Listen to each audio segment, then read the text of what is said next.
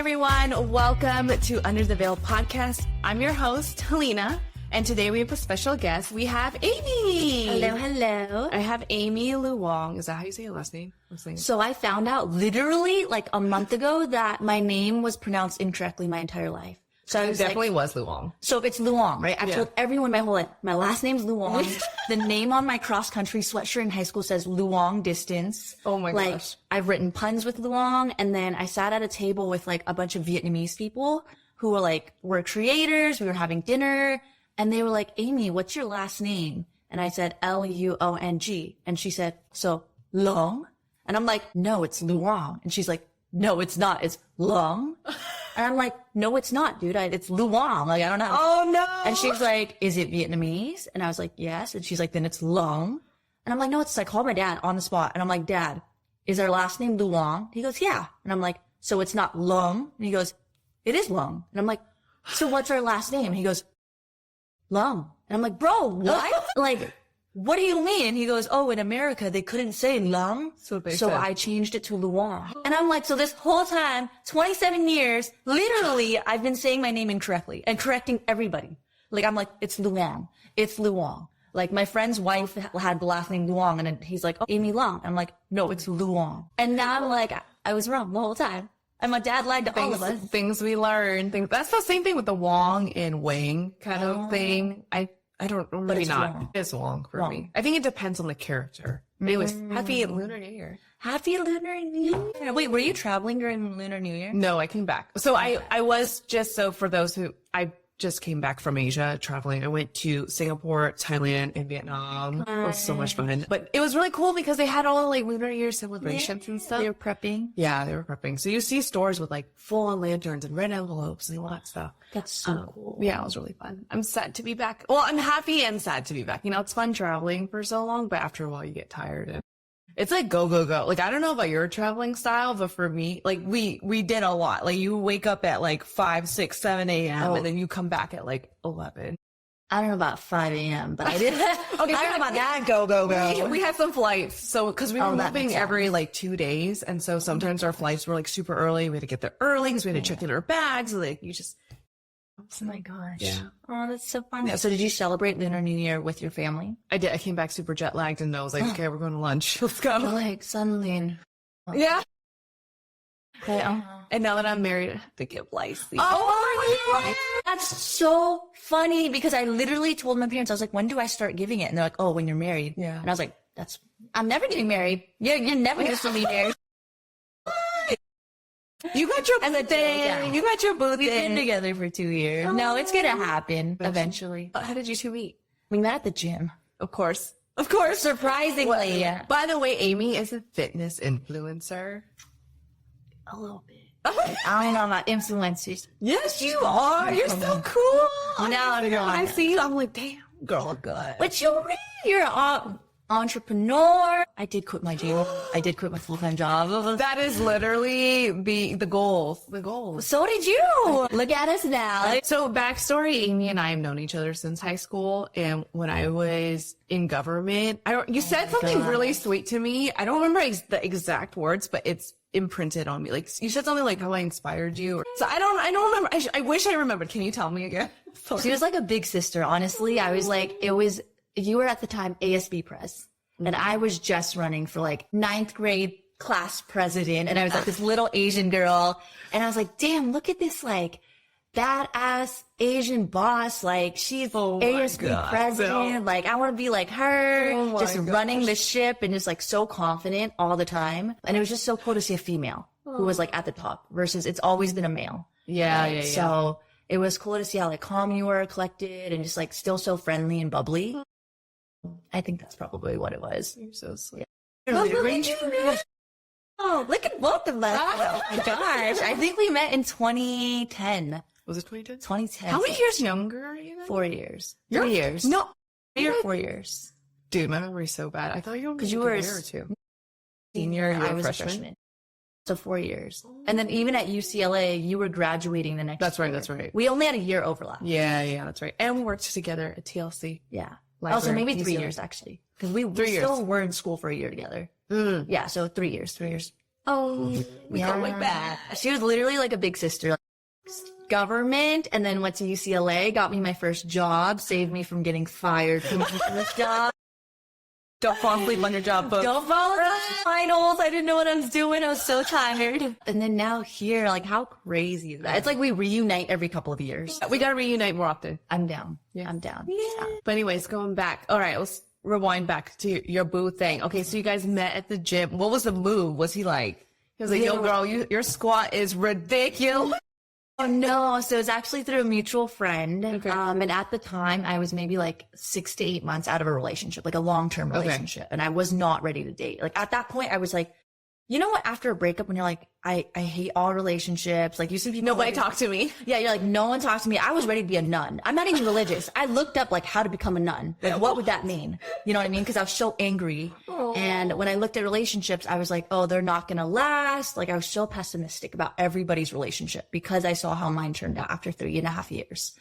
And then my friend was like, let's catch up. Like, I want to know what happened to you. And so she was like, come to my apartment gym. We'll work out. And then my boyfriend's going to make a barbecue for us. And I was like, oh, sweet. Let's do it. So I show up to her gym. Mind you, I'm still super pessimistic. I walk through the door and like, I see this guy just doing chest flies.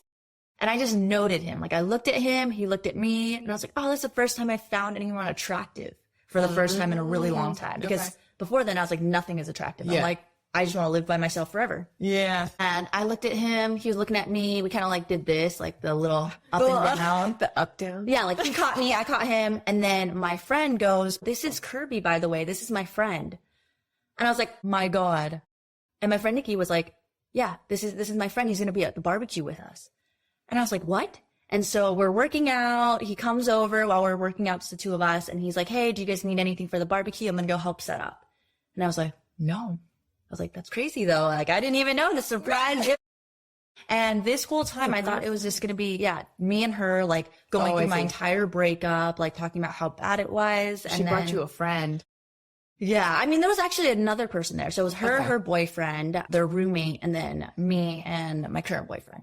Okay. So there's one extra person. Okay. And we were there for like 3 hours. I'm standing here just like spilling everything that had happened over 3 years. And I was like, all of this trauma, toxicity. I'm like crying, like, and I don't even know this man. He's sitting at the end of the table. He's just listening to like a stranger's story. I'm surprised you were willing to open up. She was very close. And I don't know if this part needs to be included, but she was the cousin of my ex.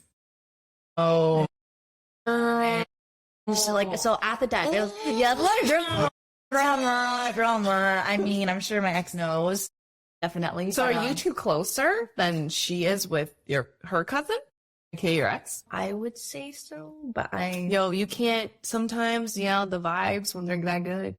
It was hard. It was supposed to be kind of like a meetup to go through what happened. And it was kind of like, that was it. And then, but we were like, we got along so well. Yeah. And she was so the connection. Like, she's like, at the end of the day, like, you're still like a sister to me, regardless of whether you ended up with my cousin. Yeah. And I was like, you know what? Like, I'm already close to where you are. Like, let's do it. And she's just like the sweetest human being, like so genuine, like really looks out for the people that she cares about, regardless of like what relationship you guys have. So I really wanted to see her. And then, yeah, we caught up and he was sitting at the end of the table. I was going through everything that happened. And at the end, he just sat there and he was like, I'm really sorry that all of that happened to you. And I'm really thankful you're here with us now. And I was like, I'm cue the tears. I was like, who is this really nice guy? I was like, I don't even know you. But he was so sweet. And then I remember we were just like playing music in the back and it was Millennium. And I was like, oh my gosh, I'm about to go see Millennium in Vegas at Life is Beautiful. Have you been to that festival? I've heard of it. Okay, it's in Vegas. It's like a street festival, but like there's R&B, there's EDM, there's hip hop, like everyone's there. I think Meg Thee Stallion was there, Millennium. And I was telling them I was going. And then they were like, oh my gosh, we're going too. And I was like, no way. And it was in 2 weeks. So they were like, let's meet up. So originally the plan was for me to go there with my girlfriend, kind of as like a, fuck it, like, let's just live. Like, I just want to, move on from my prior life and just like enjoy myself as two single girls. And they're like, you know what, meet us up there. So then we meet them up. The first day we meet them up, we're going out the first night and he's texting me. He's like, hey, like meet us at this Airbnb that I booked. And I was like, okay, cool. So I was in the car with my friend and I'm like, hey, by the way, like Kirby's going to meet us at the door. he's kind of cute. He's like my friend's friend, but he's kind of cute. And she's like, okay. And so we get off the Uber, get out the car, and we see him there. And I'm like, okay, this is my friend Monica. And he goes, hi, I'm Mike. And I'm like, oh shit. Who the fuck is Mike? What? And I'm like, oh my God, Kirby must be upstairs. So I'm like, okay, this is Monica, Mike. And I was like, okay. And I was like, but he looks like him. So I go upstairs. I'm like, Nikki, where's Kirby? And she's like, that is Kirby. And I'm like, what? And he's like, his name is Michael Kirby. So his first name is Mike. His last name is Kirby. His last name's Kirby? Yeah. And so I was like, this whole time I was like, oh damn, I gotta see if Kirby's cuter than Mike or Mike. I was like, Mike's looking kind of cute in his little button up. And Same dude, thank God. I was like, that would have been awkward. But that's how we met. And then we hit it off at the festival. So like just like dancing around, and it was super friendly at first. It was just like a bunch of like shuffling. He's a really good dancer. So we're like shuffling. He's teaching me how to like dance. He's like teaching me, right? Uh-huh. And then towards the second or third day, we just clicked. And then he ended up asking me on a date the last day. And at the time I was like, no, I'm not ready. Like I have so much baggage. Like I am not a full human being to be in a relationship with another human being. And he was super respectful. He was like, no, like I don't want anything. I just want to take you out on a date. Like there's no expectations. We don't have to do anything. I'll just take you out on food. And I was like, you know what? Why not? Fine. So he picks me up for a first date, shows up, like complete gentleman, like picks me up, gets out, walks around, opens the door, like does all of that, has like flowers. We go to dinner. He's like paying for dinner. He's like, you know what? You want to go like hang out on the beach and just talk? And so we go to the beach. And he's like, are you cold? And I was like, yeah, I'm a little chilly. And he's like, it's okay. I brought 2 extra hoodies for us. One for me, one for you. Oh my gosh. And then I was like, but where do we sit? And he's like, it's okay. I got a blanket too. And I was like, this is a prepared. He was thinking ahead. Head. And so he put the blanket on the lifeguard tower, and we just sat there and we talked for like 2 to 3 hours. Oh my God. And we just like asked questions. Like we talked about my family, his family.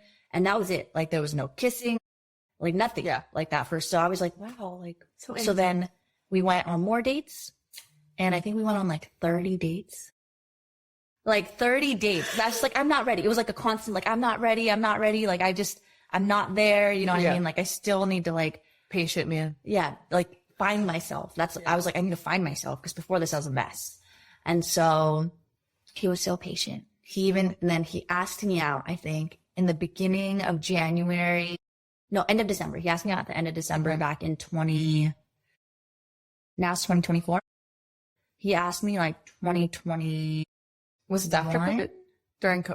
After COVID? Yeah, around that time. But he asked me out in December, and I said no. And I was like, hey, you really asked me his girlfriend? And I was like, I'm not ready. And I was like, I'm not ready. But don't stop asking in the future. And then so like 3 weeks later, we went on a few more dates, and he asked, and I was like, okay, like I'll take the leap, right? But I wasn't fully ready. But I was like, I'll take the leap, because like this man has been so patient and like so loving. And so yeah, that's pretty much it. Now it's like over 2 years. So you guys live together? We do live together. And he's the sweetest man, like complete gentleman, really takes care of us, like, works hard on himself, but like supports me and like what I want to do. Nice. So healthy. Grew up with 2 healthy parents. So he's like so healthy. Yeah. Wow. Oh, that makes me so happy to hear that you got someone. Next up is. That makes me so happy when you're like, this is my husband. I was like, oh, husband.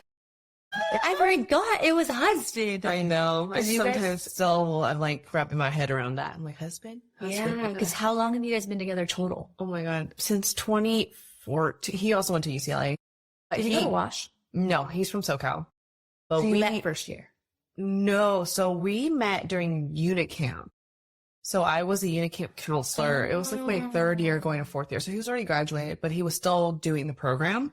So the unit camp is a camp for underprivileged kids, and UCLA students can sign up to be volunteers as counselors for the summer. So we were in the same unit is what happened. Yes. And now it's like 10 years later. 10 years. Whoa. 10 years later, I pulled him up to the Bay. Yeah. Live here. So his family's still down there. Yeah. Okay. Mhm. And then your whole family's here. Yeah. Oh, nice. Yeah. And moved in, your pup. Yes, now we got a puppy. And we have a kitty. Oh, We have a kitty. She's hiding. Oh, She's that's fair. scared. She's scared. She also hates Peanut's guts. Yeah. Really? Yeah, they fight. Sometimes he'll be sassy. He'll bark back and he'll be like, don't hiss at me, because she'll hiss at him. And he'll be like, "Burf." He'll like just bark back. I'm like, yo, you guys are being sassy. Like, stop fighting. Yeah. No fighting. That's probably our future, you know, what we're looking at for the children. No. How many kids do you want? Or do you want kids soon? I think a few years. I'm not ready yet. I don't feel ready. I feel like I'm just I mean, I've been in business for a bit, but you know, I feel like there's a lot more to do. So Same. I just want to like focus on where we're at, and then Fair. yeah, maybe around 30. God, am I revealing my age here? Do they know or do they not know? No, I don't think most people know. I am in my 30s. Oh gosh. Thriving 30s. Yes, but maybe in a couple of years. Okay. There's no rush. Yeah. I always do think it's like, it's when you guys are both ready, but it's also like your physical body when you feel like you're ready to take that on as well. Also, Emotional. it's a lot. And also, like, you have to prepare your body for pregnancy. Like, I have not been working out since COVID. It's just horrible. Like, for the wedding, I pretty much starved myself, not on purpose. Get the dress. I just kind of, I mean, I was so, like, busy with work, and just, like, my mind wasn't in the right place. I literally worked, like, I think a week or two before my wedding. Oh my God. I was working weddings before my wedding. Oh my God. So, like, I just kind of was like naturally losing weight and like not eating as much as I should have been. So even like when I got my dress altered, it fit. And then like a week or two later, it didn't. It was like loose. Wow. Actually, so prepare for the little tip, like the week of your wedding, you naturally just kind of like lose weight because you'll like stress. So and stress, you're family. busy. Yeah. And you're just like running around. And then like most people find that on the week of or like the day of the wedding, oh, it's a little loose. Oh my gosh. Sorry. Oh. I know, crazy. That's like crazy because everyone's trying to fit in their dress or like freaking out that they won't fit. Yeah. There's a whole timing to that too. It's like, you don't want to buy your dress too early because you don't want to go in for alterations too early, because if you're working towards the body you want, Right. you won't fit it, right? Right. So it's kind of complicated, but it's a whole process. Are there day of hacks? Like if it's loose on you the day of, do they just pin it? I did not. I just kept pulling it up. During the wedding? Kind of. I mean, it wasn't that loose. It was just like a little bit loose. That's crazy. You can wear some like, you know, what do they call it? The Spanx with like the butt pad inserts. Oh, to make it. And just to, What happened if the wind blows and like, no, if you get a fit and flare, you know, it's kind of like tight to your legs, so then it flares out. So that's true. if the wind blows, you're good. But yeah. But anyways, I want to talk a little bit more about you and your, like, where you are in your career. Oh my gosh. So I was, let's see, met back at in high school. Yep. Went to UCLA, and then I worked full-time in consulting here in San Francisco for like a year and a half. Okay.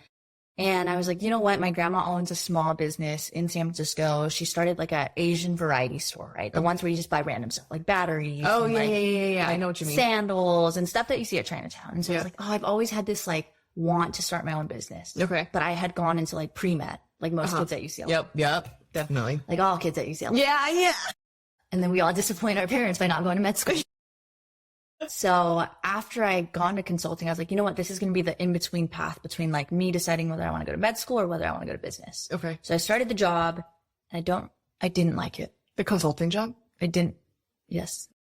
Yeah. Did not like it. Dude, It was just like a lot hours of, are brutal. yes, a lot of hours standing at a desk. The lifestyle wasn't what I wanted either. It was like you show up at 8, you leave at 6, you take a short lunch, and you're sitting there all day. And if you stepped away from your desk, it was very frowned upon. And for me, I was like, well, I'm like restless. And I think finding out that I have ADHD recently, I'm like, it makes sense why I was so restless all the time. And so the lifestyle didn't really match up for me.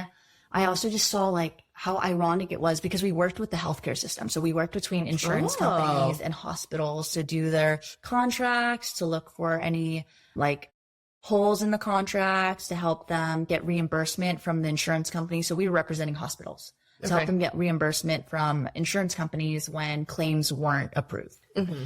And it was just ironic to see so many people in the healthcare system who just weren't taking care of their bodies.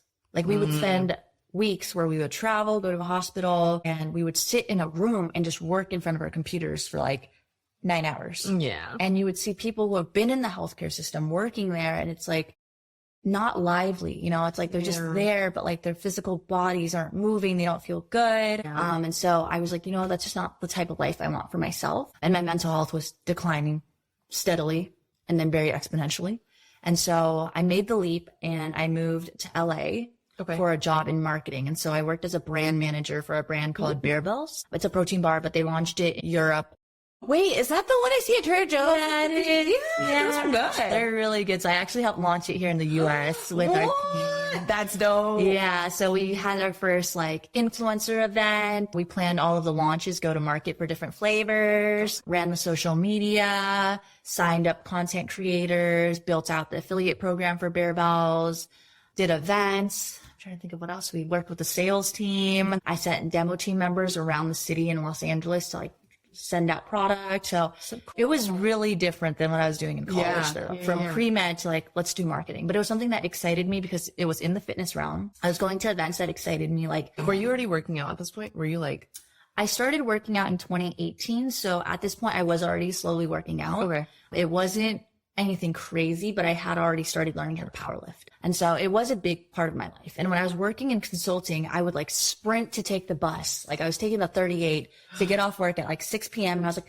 I just want to make it to the YMCA. I just want to make it to the YMCA. And I'd like rush home and then I'd be so tired when I was lifting. And I remember hating that feeling so much because I was finally out of the work life. And I was like, I finally get to do what I love. And yet I can't do it because I'm low on energy. So I understand that feeling when people are like, I'm just so tired after my 9 to 5. I'm just so tired. I can't do it. And some people are like, oh, they're making excuses, but I don't think it's an excuse. It really is exhausting for a lot of people. Their jobs are very demanding. You're sitting all day. Your physical body's exhausted. So I understand. And I remember I was playing basketball at the recreation center here with my brother's friends one night. And I was so tired that like I showed up and I couldn't even run a game. Like I was just so angry. I felt so much anger. I was like, how am I working so hard to live this life, to do the things that I love and then show up for the things that I love and not be able to do them? And I was just filled with so much resentment and anger. And it's like no one's fault, right? I made that decision for myself. I mean, I do argue that corporate America is not very healthy, but I was just angry. And so I was like, you know what? I'm leaving that. And so, yeah, when I went to Bear Bells, I was like, I love the fact that I can go around, like I'm meeting people, I'm going to events, I'm working with athletes, like I'm in this field where it's promoting health and wellness. And so I worked there for 3 years. And then about a year and a half ago, my social media started growing a little more. And I was posting, like at the time, I was posting fitness stuff, but like I started posting fitness stuff back in 2019 when I was working a consulting job. And I was just like, it was just an outlet. I had no plans to make it anything at all. And I was like in the bathroom during my breaks, like, I don't care. I'm just going to post. Like, I don't care what anyone has to say. I'm going to sit here and post until I'm done. And I remember, and I always talk about this, but like one of my coworkers at the time, he came up to me and he had followed me on social media. And this is when I had like no followers. It was maybe at 3,000, and not to say 3,000 is no one, but like at the time I had not grown a platform. I wasn't planning to grow a platform, but I just loved it so much. And he came up to me and he was like, Amy, like holding up his phone, are you trying to be a fitness influencer or something? And I just felt so angry and like embarrassed. I was like, I immediately shrunk and I was like, no, like I like doing it. And then from then on, I like stopped posting in the bathrooms because I was like, oh my gosh, I'm being watched, right? So I just had so much anxiety. And then, fast forward to Bear Bells, I was like able to incorporate a little more of my fitness routine. I was able to share more of it.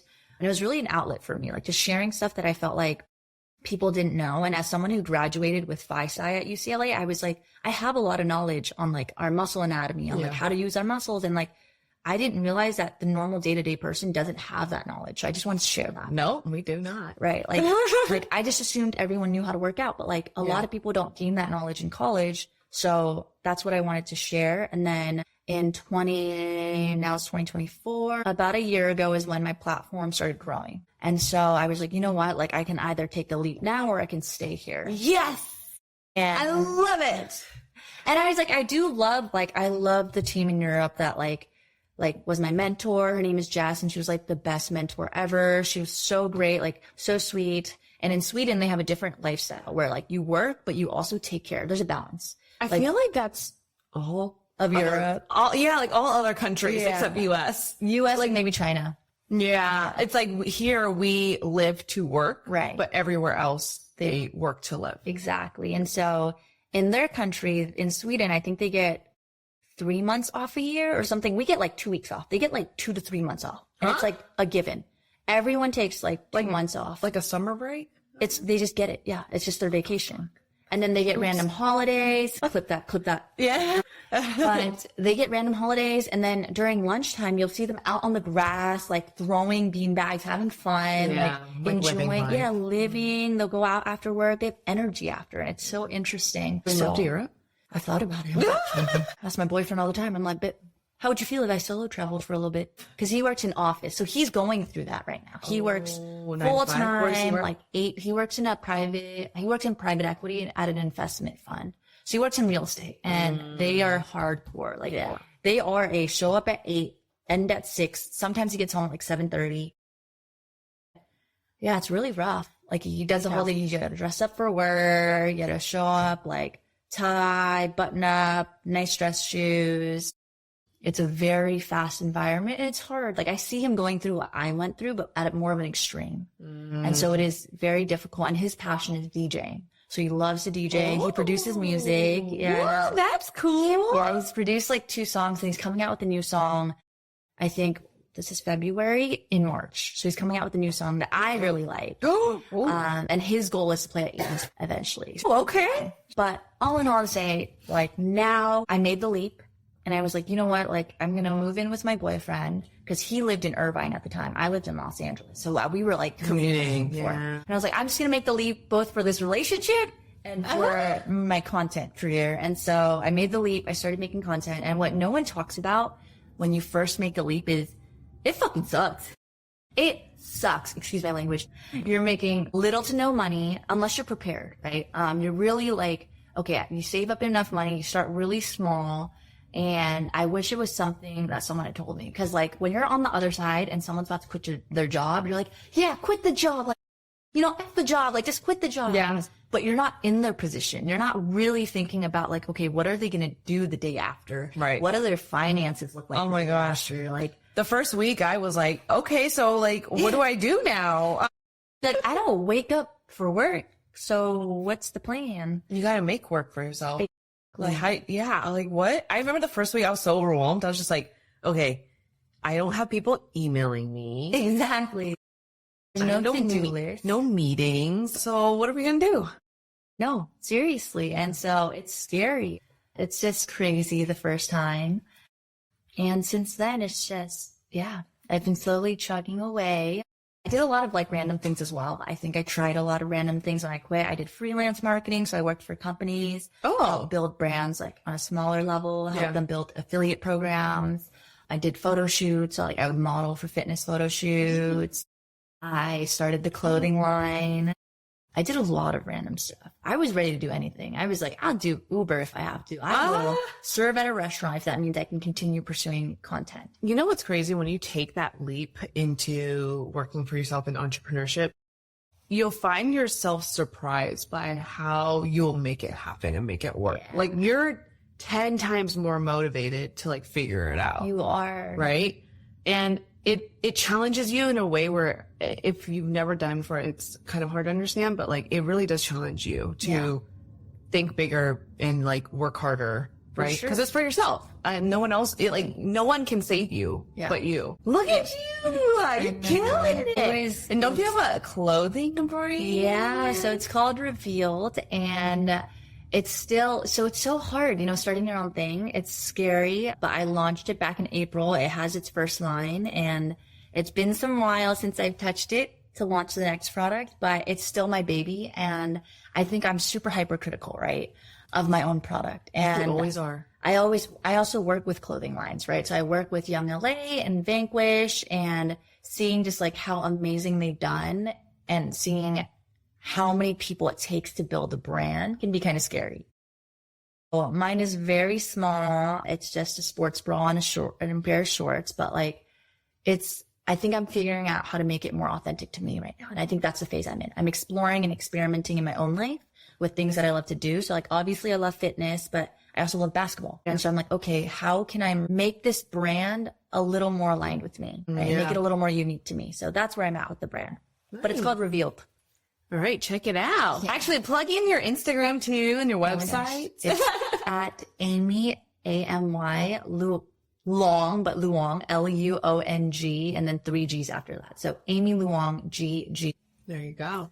check her out, check out her content, her brand. She's amazing. So, and pretty much, I mean, my podcast is for anyone can listen to it, but primarily brides, I would say, or couples. What is some advice that you would give to them for, if we're prepping for our wedding, let's say a year out, we start a year out. Yep. Or is that a good time to even start prepping? Like, when should we start prepping? I mean, I think a healthy lifestyle, you should just start whenever you can. Yeah. Like, there is no, like, I can start after a year. I think the earlier you start, the better. Right. And so I would say if your goal is to look a specific way for your wedding, I think a year is a good amount of time if you want to build a certain physique. But if you just want to be healthy long-term, then I would say start now. Yep. And it really depends on your goal, right? If you're trying to lose weight, I would say depending on how there's a lot of factors. Stringent you want to be, like if you want to lose weight within 3 months, you can do it. It's just going to be very hard, right? You're going to have to cut a lot of calories. You're going to have to do a lot of cardio, and it's going to be really taxing on your mental health, right? So better to spread it out. Yeah. Let's say I messed up though. Okay, like I'm planning my bride. Not that I messed up. I procrastinated. Maybe that's a better term. Yeah. Let's say I procrastinated. I got 6 months left. How should I be prepping? Or and I want to be snatched, right? Like small waist, big booty. 6 months. How many weeks is 6 months or 24 weeks? 24 weeks is a good amount of time. I would say it's really important to have someone guiding you. That's number one. So like if you can get a coach or like have a personal trainer, someone that can introduce you, that's a great way. If you can't, then there's a lot of resources online like YouTube. I post full workouts. There's a lot of resources, but going in with a plan is really important. If you go in not knowing what you're doing, you take so much longer. It's like anything. Like if you're building a business, if you're starting anything in your life, it's much easier with guidance, right? So whether you find someone online where you can follow a full workout for 8 weeks, 12 weeks, and then switch to another workout for 8 to 12 weeks, whether you get a coach, a personal trainer, it's always better to have someone guiding you. Yeah. I would say you shouldn't overdo it the first week, right? So you want to ease your body in. You don't want to like go in super hard. Exactly. And I think then injure yourself. Exactly. Right? The main thing when you're first starting, and let's say you're someone who's been a little active but not super active, is you want to make sure you get your foundations proper, right? You want to make sure you're lifting properly, you're doing proper form. You really want to gain as much knowledge as you can. And I think that's where guidance comes in, whether you do a few personal training sessions, whether you find someone online, but like really focus on form and just feeling the muscles when you're working out. And then from there, you can slowly progress, right? You can work out a little more. If I were starting right now and I only had 6 months, I would start with working out once or twice a week. Really? And then I would move up to 3 times a week. Ooh, 3 to 4 times, right? I wouldn't go in and go like 4 times a week. I'm going to go heavy and make my body super sore because you're just not acclimated to doing that. That's me. Yeah. Right now. For people who train for marathons, they don't go from like never running to running 12 miles a day. That's true. Right? You kind of ease your body into it. Yep. And even for someone like me, when I go on a vacation for a month and I come back to the gym, I don't go back to my workout routine. I ease my body back into it. And so I'll do lighter weight. I'll do more reps, making sure the form feels right. And then I'll move up from there. That's good advice. Yeah. Start light once or twice a week and then slowly make your way up. Okay. And what are like the type of exercise? I think that's the struggle that a lot of maybe females and males, right? Yeah. They may struggle to go in like so overwhelming. What exercises should I do? Right. Everyone knows like squats, maybe I shouldn't even say everyone, but even squatting is like a particular form, right? Right. You want to do it properly. So like squatting or like, I don't know, what are some things you may recommend? It's just like kind of like very standard baseline that everyone should be doing, maybe for functionality and health. Yeah. I guess the first thing I would say is I would do the workout that suits you the best in terms of like, you're actually going to do it, right? You have to enjoy it. And so for some people, lifting isn't what they enjoy. It's not going to get them to do it. Yeah. Maybe running is, right? So you have to find the physical activity where you'll actually do it, because you make a program that you hate, right? Or if someone's trying to do something like Olympic lifting and they just hate it, or if they're trying to do CrossFit and they just hate it, they just won't show up. So do whatever it takes to bring you to show up first and foremost, whatever that may be: Pilates, yoga, lifting, running, basketball. Like, start with something you love. I do recommend resistance training for everybody. It's just important for, having musculature to support your body as you get older. It's important for just your joint health and like building strong bones. So we need resistance. We need impact on our body. in spurts so that our bones can adapt. It's called Wolff's Law. I don't know. Have you heard of Wolff's Law? So Wolff's Law is essentially the theory that, not theory, it's pretty proven, but we call everything a theory in science. But it essentially shows that with more impact, our bones acclimate. So like the more pressure we put on it in terms of like jumping or lifting, the stronger our bones get and the denser they are. So as you age, a lot of people get osteoporosis because they don't do resistance training. So our bones naturally hollow. But they did an experiment where they followed two groups of kids, one group where it was a control group and one group was experimental. They had the experimental group step out. I learned this in my biomechanics class back at UCLA, but they had the group step out and do jumps, like jumping jacks 10 times a day during like a passing break or homeroom. And one group didn't. And they followed them throughout like 15 years. They measured their bone density and all they did was jump. And the bone density of the group that did the jumping was much higher than the group that did. Yo, I'm about to start doing jumping jacks. Jumping jacks, lifting, resistance, something where your bones are like, okay, like I'm gonna adapt. I'm gonna get stronger. You know what I mean? So it helps with bone health. It helps with like your muscles to just be able to support the things you do, like walking, in your body if you fall. Right. It's really important.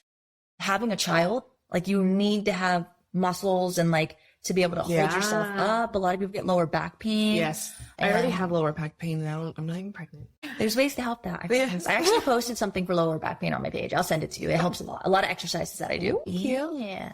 Yeah, I'd say that's really important. And what's difficult that people don't realize, and I talk to my physical therapist about this because they're in the process of having the first child or like preparing for that. And that you do have to start preparing because you have to start working out before you go into pregnancy. Yeah. Because if you go into pregnancy as someone who's never worked out, it's actually more detrimental to suddenly start working out, right? You need to like already start working out and then you can continue working out.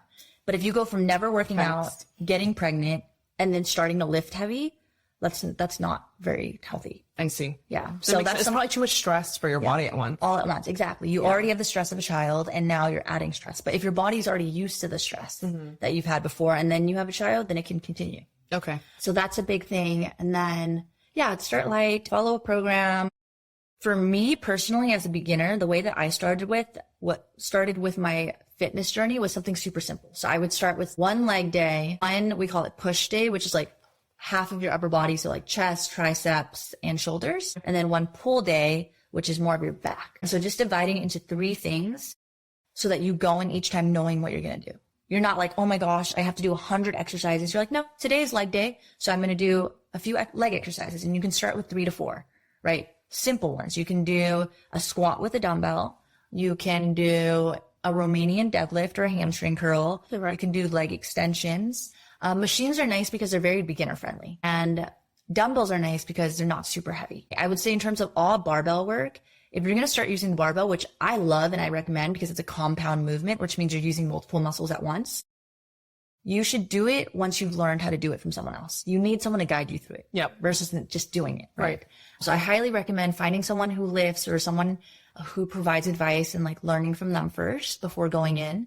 And then the next day, you're going to go into your chest workout or your push workout, right? And that's going to be chest, triceps, shoulders. So you're like, okay, scratch everything I did yesterday. I don't need to go in and do legs again. So now I have a set number of exercises that I want to do specifically targeting your triceps, your shoulders, and your chest. How many exercises should we be doing per session?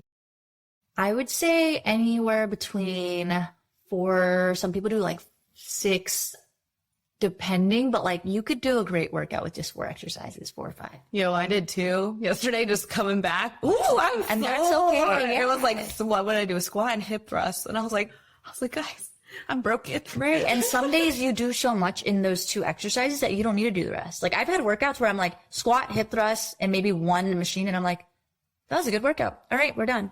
Versus like over pushing it and like extending it to 8 exercises with random things. Like you can really start with just basic movements. You don't have to go crazy. You don't need to do all these single leg things yet. You can just start with your basic for legs, for example. I would just start with a squat.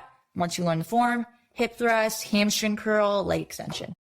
Easy, right? Targeting different muscles. So like squat, you're doing a little bit of full body. Hip thrust, you're doing glutes. Hamstring curls, you're targeting hamstrings, so back of your legs. And then leg extensions, you're targeting the front of legs. So main thing is you want to balance your body. You want to work multiple different muscle groups because you want your body to support yourself. If you have one muscle that's overworked, then your other muscles weak, and it's going to compensate how you move. Right. That makes sense. And it's going to lead you to higher risk of injury. Yep. So you just want to make sure you're balanced, you're working different muscle parts. Yeah. Do we also need to incorporate cardio into all this? Or can you just go and work out just muscle? Like, can I just lift? I would say I recommend doing some cardio mostly for heart health. Okay. Yeah. So But it's really for fat burning purposes, if you just build muscle, let's say you're working out, you're lifting, you're eating, you're supposed to eat like the whatever grams of, however much you want to weigh that the grams of protein. Do I need to add in cardio too? So the reason why cardio is helpful for losing weight is because you burn a lot of calories. Okay. Right. While you're doing the cardio? Yes. And so with weightlifting, a lot of the times you're like waiting and then you're lifting. And Yeah, then because you're I'm not waiting. sweating. I'm like, I don't feel like I'm sweating when I'm Right. lifting weights. And so- either that or I'm not working hard enough. If you're resting less, then you will sweat more. So it depends on what your goal is, right? If your goal is to build strength, then resting is great because then you get more rest and you can put more effort into the weights that you're lifting. Okay. Right? If you're trying to get a sweat, then less rest, cardio, then you're going to sweat more. Right. That's why they do high intensity workouts. If your goal is to lose weight, the main thing is that you stay in a caloric deficit. And so people are like, oh, this is how you lose weight. This is how no. It comes down to you just have to be consuming less than you're burning. Okay. Right. And so with cardio, you're burning a lot of calories. Right. Right.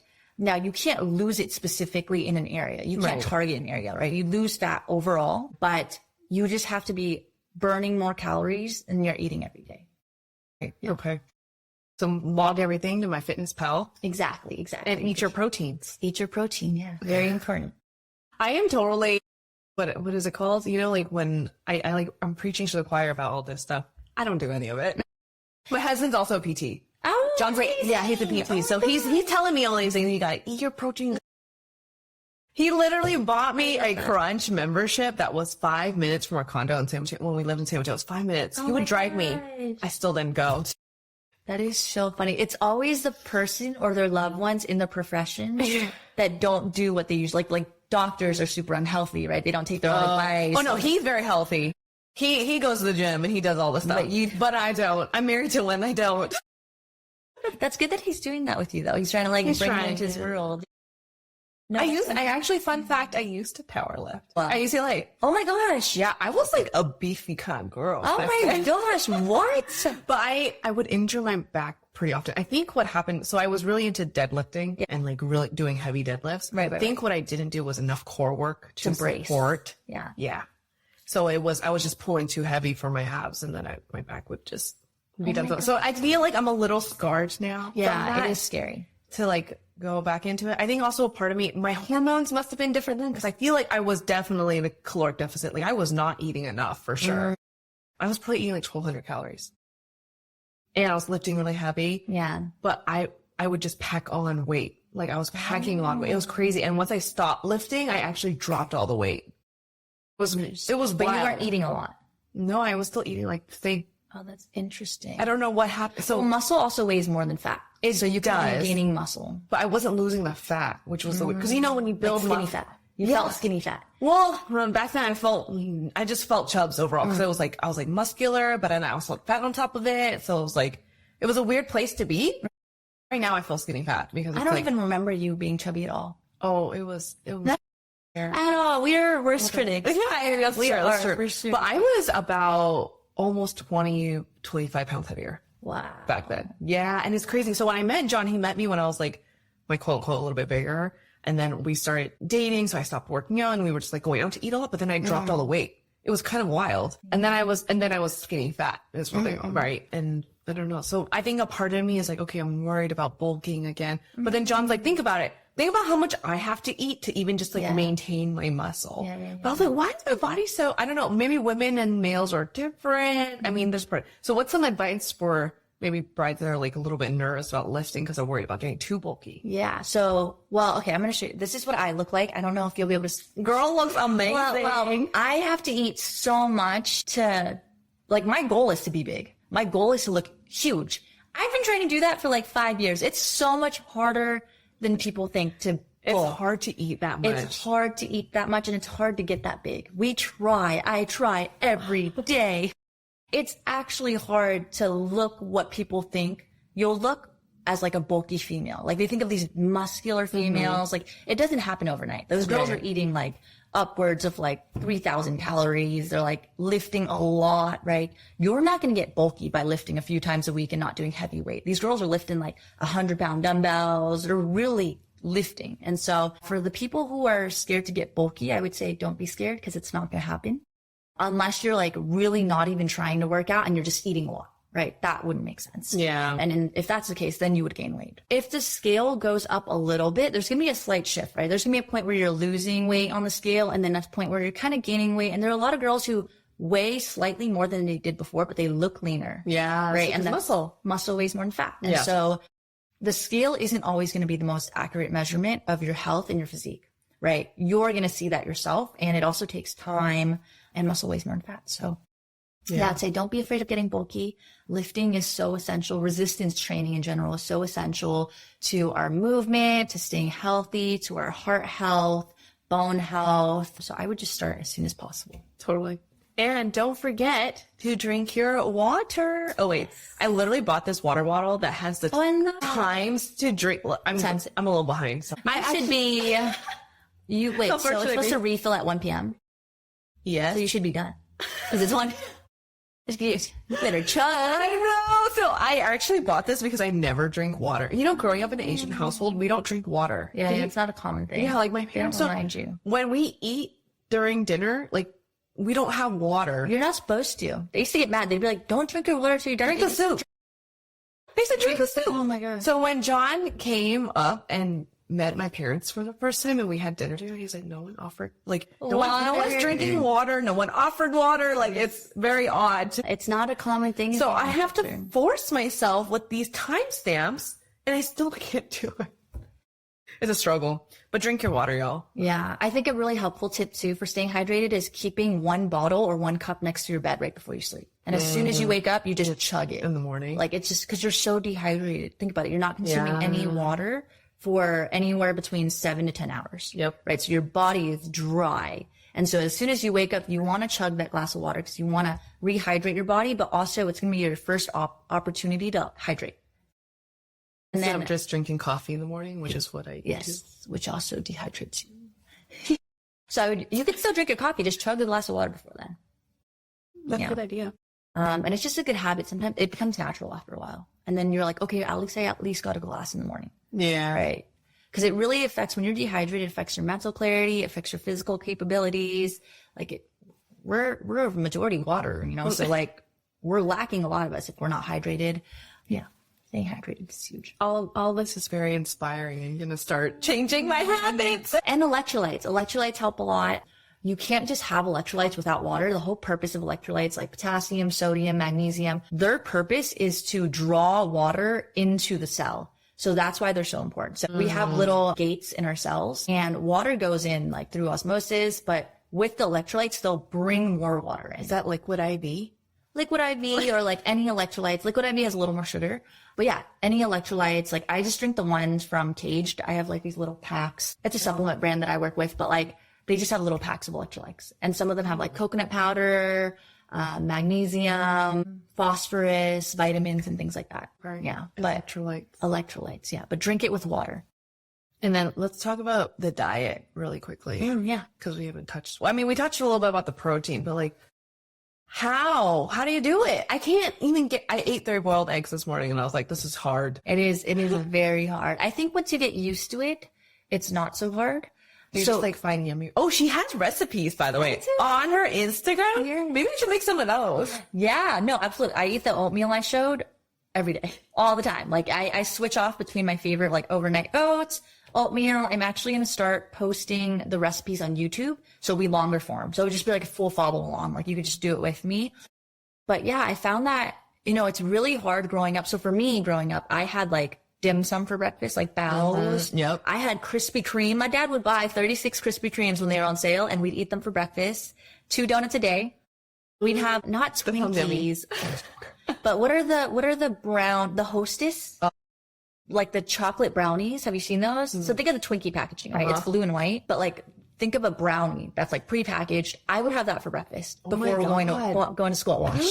Like it was so unhealthy. I never understood why I got so tired, so fatigued all the time, but it was because I was spiking my body with sugar every morning. Man. And like just eating like donuts, Chinese desserts, sometimes bread. And it's not at the fault of anyone, but like, there's just a lack of a lot of knowledge, right? Yeah. In current society and with our families and in Asian culture. Yep, for sure. So that's what I consumed a lot growing up. And I realized that I wasn't fueling my body with what it needed, right? I was just spiking my insulin. I was making myself so tired. And so now my breakfast is usually anywhere like eggs. If you're vegan, then you can do tofu. I'll do spinach. I'll do a protein bagel. I'll do oatmeal with some protein. You can do a smoothie, but just finding something that you enjoy making and that's easy. So my biggest thing is like, I want it to be easy. My oatmeal takes 5 minutes. Like I'll microwave some bone broth or whatever I'm drinking for breakfast, and then I'll just make my oatmeal in 5 minutes. Bone broth is really good for you. It's really good for you. It's high in protein. It's got They got it at Costco. Oh, You should buy it at Costco. I'll show it to you after. oh my gosh. I do need to see, because I've been buying it like, I think I made Ralph's run out near me because it's been 3 weeks and they have no more. Like I've been trying to order on Instacart and the shopper's always like, no, there's nothing left. I'm like, how's there nothing left? Or everyone else is just drinking it too. Influence. Maybe. I buy it 5 a week though. 5 boxes. Yeah, you gotta go. Yeah, Oh, yeah, I do need to go Costco. Yeah, that's the plug. Costco. What's the brand? Do they have a specific? Yeah, there's a brand. I'll show it to you after. Is it Kettle and Fire? I don't remember. I do like theirs. And then there's a Simply Organic brand that I like. It might be something like that. Okay. Yeah, no, that's really good. I think the main thing with your diet is trying to just make sure you're getting your protein in, right? Healthy protein. It can be fish, chicken, steak, tofu. Making sure you're getting your veggies in so that you're digesting it properly. Getting some fruit for your fiber and antioxidants. And I'd say every time I think of my meals, I'm like, okay, what is the protein? What is the vegetable source? What is the carb, right? Because a lot of people are like, carbs are bad, don't eat carbs. Like, you need carbs, right? They're going to be the first thing that you break down when you're working out. So you do need carbs to fuel your body. It's your first energy source. How much, like, what are the proportions though? Like, how much carb are you adding in with your protein and veggies? I usually do about a cup of rice, like a small handful of carbs. So like a cup of rice, a cup of oats, a cup of whatever it may be. Okay. And then for protein, that's where I'm more specific. So I don't track everything. I track specifically my protein because that's my goal. My main goal is going to be making sure that I'm building muscle mass. And so I want to make sure I'm getting as much protein in my body as possible. And then when I'm trying to gain weight, I make sure that I'm eating enough total calories as possible. Got it. If you're trying to lose weight, you still want to hit your protein, but you're just going to cut down a little bit everywhere else. And you're going to want your overall calories to be lower than whatever you're doing, like whatever you're burning. How does someone calculate what their caloric intake should be? Like, for body, like, are there resources online or? There Okay. are. So I wouldn't be able to give too many specific insight on that. I do think you need to track your baseline first to see just like, okay, this week I'm not going to do anything new. I'm just going to track and like use MyFitnessPal, see how many calories I eat just on a regular daily basis. I honestly don't think I eat that much. Right. So once you figure that out and you do it for some time, you're like, okay, let's say on the daily I eat 1,800 calories. That's my daily. Okay. But now my goal is to lose weight. then you want to go down. Then like you'll 16, gradually 15. go down. Gradually, okay. Right? You don't want to go down and like drop it to 1,000. That's your body's just gonna be in shock. Yeah. Right? You want to gradually go down and say like cut 100 calories. Okay. And then you go to like 1,700. And there's like a whole system. But when you do that, I do highly recommend having a coach. I really do. Whether you find a dietitian, a nutrition coach, a online fitness coach, like someone who is well versed and can show you. Because you don't want to be doing it when you don't really know what you're doing. Yeah, that's fair. Okay, start slow. That's kind of the theme of today. Start gradual instead of me where I'm just like, all right, I'm just going to cut like 300 calories. Yeah, start slow. Because then you can maintain it as well. That's true. Yeah. Same. I feel like you. a lot of people, like when they get married, they like will work out super hard, eat really clean. And then after the wedding. Right, exactly. And so there's also, what is it called? When you're coming off. So a lot of people will, I'll talk about like a bodybuilding show, right? This is your peak at the bodybuilding show. Yep. People work their way up through a prep, right? So and we can think of this as the wedding. They build their way up, right? They're slowly building muscle. They're eating a little less because they're trying to lose weight and they get to this peak, right? And then after the peak, they actually have to do a reverse diet, which means they're going to slowly taper off, slowly add more food and slowly get back to normal. Right. So you still want to, everything is gradual. You don't want to do any crazy ups or downs. Yo, it was very crazy for me. Yeah. So you want to do things gradually so that you can maintain that habit. Because a lot of people go into the gym and they're like, I'm going to go so hard, new year, new me. And they go so hard. They're like, I'm going to do 5 days a week, but they can't commit to it. So they end up doing 2 days a week and they feel really bad about it. But they shouldn't feel bad because they've done 2 days, but they set this unrealistic expectation that they need to do 5 to be successful. A lot of it's mental, huh? It is a mental game, like making sure you're accomplishing your goals and like setting realistic expectations. Yeah. There's a saying that like athletes in any sport they play, it's 90% mental. And I think it's the same thing when it comes to working out in the gym. It's 90% mental, where in order to get yourself to continue doing it, like you have to make it something you enjoy. You have to make it something that's sustainable. You have to make it something where it's rewarding. But if you do something where you're cutting yourself off right away, it's going to feel really shitty. You're not going to want to go to the gym.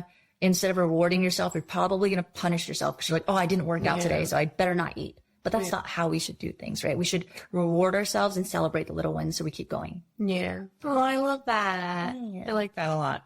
One last question I'll ask you, for those who feel exhausted because they're like what you mentioned, working 9 to 5 or 9 to 6, feel super exhausted. How can they gain that motivation to start their workout journey? Until I would say a year and a half ago, I was working full time. So I started lifting back in 2018. I worked full time until 2022. So for 4 years, I was like working full time, right? And at the time I was working like 8 to 5, 8 to 6. I had a full-time job in corporate, and I would find ways to work out like during lunch or after work. And no matter how tired I was like, this is what makes me happy. This is what's going to keep me going in the long term. And I think that was my driver. And then on days where I really didn't feel like doing it, I had an accountability buddy. So I'd have a friend that I would work out with. So that's super helpful. If you find it difficult for you, find a friend that's down to work out with you. Maybe a friend who's also in the same pace of life, like struggling a little bit, but you guys keep each other accountable. Yeah. Maybe go to a class where you're like, oh, hey, like there's Steve once a week. Like that person is going to keep me accountable because they expect me to show up, or the instructor expects me to show up. Yeah. That's why I say going in with a plan is so important, because you will keep yourself accountable when you're like, shoot, today I have to go in and I have to hit legs. Otherwise, I missed it. So when you have a plan, you have a program set out, the chances of you doing it are so much higher. That's fair. I love it. Well, thank you. Thank you for having me. All the advice. And I mean, all of it was very inspiring. I'm going to start. I will start today slowly. I will start by drinking my water. No, you're doing amazing. Doing some jumping jacks or something. Some resistance training. Yes, John will be so happy that we talked about all of this, because he's literally been trying to get me to do all of it for so long. Crazy. No, that's awesome though, because like I feel like his lifestyle is so helpful to long-term living, right? Like, like I worked as a PT aide for a while I was at UCLA at the Ash Center. And so many people came in who were like geriatric patients and they couldn't raise their hand overhead. So like what makes it makes it difficult to do things like put away the dishes.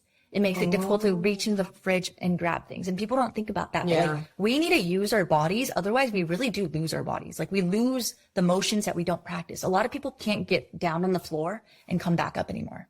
They're too scared, right? They're too scared to get that low. Yeah. But we have to keep moving our body in different ways so that we can continue doing it when we're older. Yeah, no, that's fair. So it's a long-term play for sure. Instead of just like a short-term thing of like, okay, I'm going to get fit for my wedding and then throw it all out the window. Yeah, because you want to, after your wedding, you want to be a good parent. You want to be a good spouse. You want to be able to go on hikes with your spouse, travel with your spouse. You want to be able to carry your child. You want to be able to do all of these things. And I found that a lot of parents feel really bad because they can't do it, or a lot of kids don't do a lot of things that they want to do because they know that they don't want to put their parents in a position where they can't do it. Right? That's literally my parents right now. Like my mom doesn't want to travel because she doesn't want to walk around for too long. Her knee hurts and all that stuff.